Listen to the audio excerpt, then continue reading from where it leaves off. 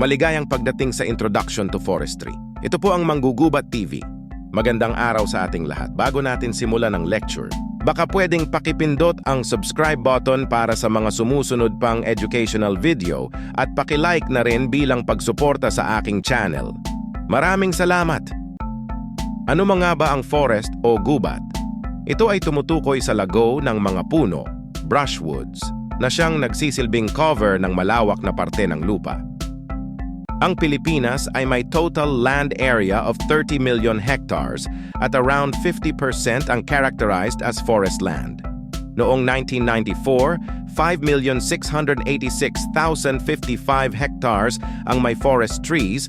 Ito ay hango sa Forest Management Bureau ng 1994. Ito ay kalahati lamang sa ipinapakita 30 years ago.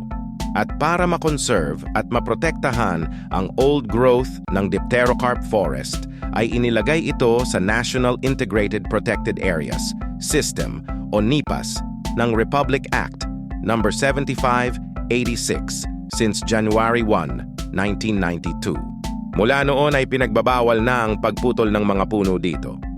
The significance of Philippine forest resources o mga katuturan ng gubat ng Pilipinas.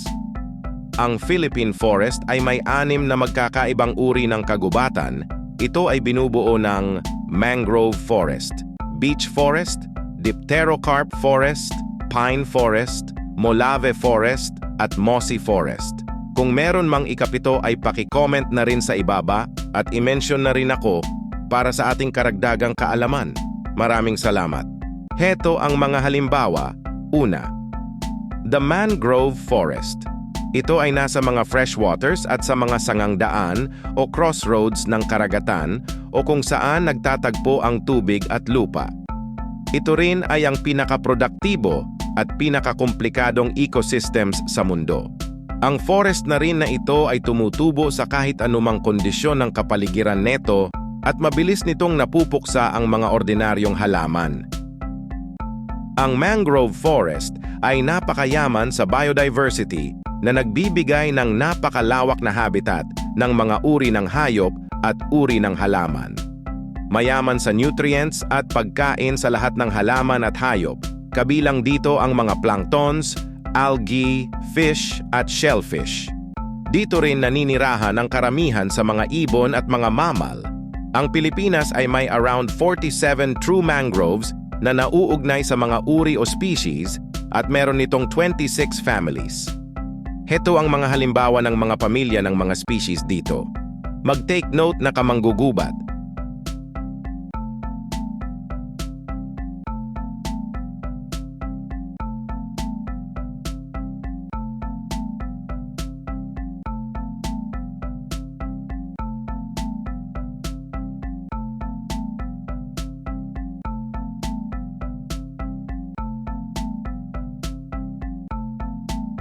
Sa beech forest, ito ay nasamkitid na guhit ng woodland o narrow strip o sa mga sandy o gravelly beaches sa seacoast. At heto ang mga species nito: Barringtonia asiatica o boton or botong, Calophyllum inophyllum o bitaog, Pongamia pinnata o bani, Erythrina orientalis o dapdap, Casuarina equitesifolia o agoho, Messersmithia argentea o patayud, Terminalia patapa o talisay at marami pang iba. Ang Molave Forest. Ito'y ay ang limestone forest ng Pilipinas. Binubuo ito ng mga crystalline limestones at thin soils at may irregular form ang crown neto. Ito ay nasa mga coastal o border ng mga river at valleys. Meron itong mga dominant trees tulad ng Sindora sopa, Pterocarpus indicus, Intia bihuga, Walaciodendron celebicum o banuyo at marami pang iba. Ang Dipterocarp Forest, meron itong old and second growth. Ang old growth, ito ay ang tinatawag nilang virgin forest o wala pang nakakapasok o traces ng logging ng mga tao dito. Second growth, ito naman ay napasok o dito nagsasagawa ang mga tao ng paglogging. Dito galing ang mga forest products tulad ng mga veneers, industrial raw materials, pulp and papers, plywoods, furniture products, lumbers, wood-based products, at marami pa. Heto ang mga halimbawa ng mga Dipterocarp species group. A.